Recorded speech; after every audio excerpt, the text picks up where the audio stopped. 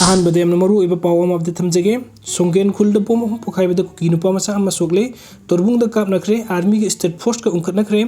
Churachandpur district की संगाईकोट PS न कोलिबा जी सोंगेल cookie खुल द बोम हम थंगना थंगना पोखाइबदा सही नौरिबा नुपा मसा अमा मकुद येत बोम मचे न पानबदा की चुराचंदपुर डिस्ट्रिक्ट हॉस्पिटल द लाइकन नखरे हाइरी पावसना हाइबदा थौदोक असिंग असे युक पुंग 13 मखाइरोम तारकपदा कक्सिंग डिस्ट्रिक्ट के तंगजेंग खुंजाव गनकना लेरिबा कुकी खुल असे द तोखिबनी माइकै खंगौदना पाइरकिबा बोम अहुम खुल असे की तोंगान तोंगान मफमसिंग द मथंग मथंग पोखाइ किबनी हाइरी थौदोक असे सोकलबा नुपा मचा अदुगी बमिंग मांगबोई बाइते अपोको बोइबु बाइते कवी हाइरी थौदोक असे की पाउता बगा पोखाइ खरिबा बोम सिंग अदु नकना लेरिबा तंगजेंग खुंजाव रोमदगी काबरकपा ओइरमगनी हाइबगी वफम द खुंजा असिगी तोंगान तोंगान ब मफम सिंग द कक्चिंग डिस्ट्रिक्ट पुलिस की एडिशनल एसपी बिनोय अमदी सुगनुगी एस डीपीओ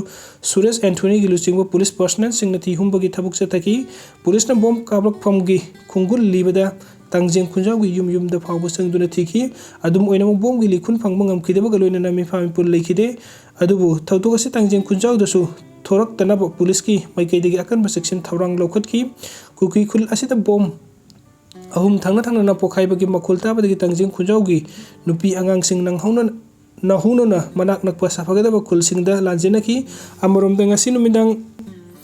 पुंग 8:10 रोम तारकपदा फगाक्सो इखाई पुलिस स्टेशन कोलिबे तोरबुंग मयाई लेकाई जरेन फाइ कुकी खुलगी कुकी मिलिटेंट सिंगना अफबा मखलगी नोंमैसिंग सिजनदुना लांदाबा होरकपदगी मफम असिदा संगसिलक्तुना खुद हलकी एमआर अमदी आईआरबी पर्सनल सिंग ताराग तुरुक सुब कुमोन रेजिमेंट की खुदपु अमगगी मरकत उंकनखरे हाइरी कुकी मिलिटेंट सिंग नोंमै कपसिन बहरकपदगी नकनबा लई मफम द लैरिबा एमआर अमदी अहानबा आईआरबी पर्सनल सिंग संगसिलक्तुना खुद हनकी नकल अनी न खुद थोकनारकपदा आर्मी खुदपु अदुना मखोइगी बुलेट प्रूफ कैंपर अमा थौजिलक्तुना थटखिबगा लोइनाना एमआर अमदी आईआरबी सिंग अदुदा नखोइना खुद हलुरनु अखोइना थोकपा कंट्रोल तौरगे हैरखिबनी हाइरी वफम असि ताबदा एमआर अमदी आईआरबी पर्सनल सिंग अदुना नखोइना कंट्रोल तौगे हैरगा करिगिदमक्ता कुकी मिलिटेंट सिंग मियोइ मितैगी खुलसिंग तमना नोंमै कापसिलक्लिबनो हाइरुबदगी नकल अनी की मरकता ngahak उंखनखिबनी हाइरी कुकी मिलिटेंट सिंग नोंमै कापसिलक्किबा जलेन फाइ खुल असिगी मनाकता वेटरनरी डिस्पेंसरी अमसु लैबिरी हाइबगा लोइनाना मफम अदु लान थुरक्त्रिङै ममांगदा मितै सिंगना खुंदाबा मफमनि हाइरी अदुबु लान असिना मरम ओरिदुना मितै सिंग मयुम थादोक्तुना लानजेनरक्लबा मतुंगदा कुकी मिलिटेंट सिंगना मितैगी युम खरदा लैसिनदुना यामद्रबदा बंकर मंगारोम सजिनदुना लैसिलक्किबनी हौजिक फावदा मणिपुरी लेंगा की मैकैदगी बंकर सिंग अदु लौथोक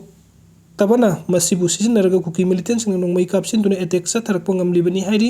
जलेन फाइगी मफम असिगा इराप लापनादना मपन सुबा असम राइफल्स की पोस्ट अमसु लै हाइरी अदुगा मथेंगी अपडेट असना चुराचंदपुर संतेन फेरजोन टेंगनोपुन कांगपोकपी अमसुंग कामजोंग खुल अमदी युम मसिंग इसिंग इचाउदौना हेंगतलमले इम्फाल वैली अमसुंग जिरीबामदा खुल मसिंग मयेंग तारमले मणिपुरी अदुगा मथंगी अपडेट असना चुराचंदपुर संतेन फेरजोन टेंगनोपल कांगपोकपी अमसुंग कामजोंग खुल अमदी युम मसिंग इसिंग इचाउदौना हेंगतलमले इम्फाल वैली अमसुंग जिरीबामदना खुल मसिंग मयेंग तारमले मणिपुरी मियाम की थगोल तौरकिबा लेंगाकसिंगी मैकैदा हुरानबा मतुंग मैरिंगबगी थौदोक मयुकना हौरबसु थेंगना फंगलक्किबा रिपोर्ट सिंगी मतुंग इन तेलबा सही खरिगी मनुंगदा अपुनबा डिस्ट्रिक्ट ट्राटरुके मनुंगदा कुकी फुरुपना कोनसिनबा कांगलुप सिंगना नमना खुंदाबा चुराचंदपुर संतेन फेरजोन टेंगनोपल कांगपोकपी अमसुंग कामजोंगदा अनोबा खुल अमसुंग अनोबा युम सिंगी मसिंग इसिंग इचाउदौना हेंगतलमले लेंगाकी मैकैदगी फंगकिबा डेटा अमगी मतुंग इन हौकिबा कुमजा 2006 तगी हौरकलागा 2018 फावबगी तेलबा सही 3 मनुंगदा चुराचंदपुर अनौबा खुल चामगा कुनगा मापन संदेन द कुनमंगा फेरजोल द अहुम टेंगनोपल द ट्राटो कांगपोकपी द चामगा हुमफुगा मापन कामजोंग द तरुक हेंगतलमले हाइरी अदुगा कुमजा 2019 दगिना हौजिक फावबगी मनुंग द डिस्ट्रिक्ट सिंग असिदा नौना हेंगतलंबा खुल सिंग मसिंगना मथंगसिना चुराचंदपुर द तराग मापन संदेन द तरु फेरजोल द अनि टेंगनोपल द मंगा कांगपोकपी द निफुम द अमसुंग कामजोंग द अनि नि हाइरी डिस्ट्रिक्ट सिंग असिगी मनुंग द युम मसिंग महुसागी ओइना हेंगलकफम थोकपा चांगदगी का हेन हेंगलमलिबा खुलसिंग चुराचंदपुर द चामग हुमफुतरु संदेन द ताराग निथोय फेरजोल द अमा टेंगनोपल द तरुक कांगपोकपी द चामग निफुग मापन अमसुंग कामजोंग डिस्ट्रिक्ट द अहुमनि हाइरी अदुम ओइनमक इसिंग इचाउदौनो डिस्ट्रिक्ट तरुक असिदा अनोबा खुल अमसुंग अनोबा युमसिंग खंगेंग हेंगलकपदगी लेंगाकी मैकैदगी हौजिक फावदा डिस्ट्रिक्ट सिंग असिगी मी लैनरबा युमसिंग यावरबा खुलसिंग मसक्तक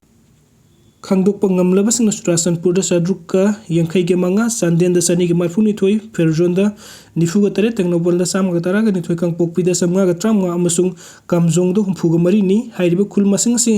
असि हौजिक फावबगी ओइना मरी लैनबा data single लोइनना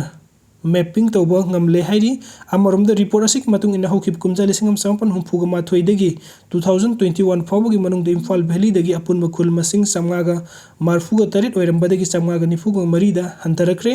aduga Jiribam dagi na apun khul humdraga taret leirambadagi yangkai gani panda hantarakre hairi loinana ising ichau dawna chingi district manga asida anoba khul amasung yum masing hengalambagi matakta noni amadi senapati district yauna ukrul amasung kamjong district tasu khul masing hengalamki hairi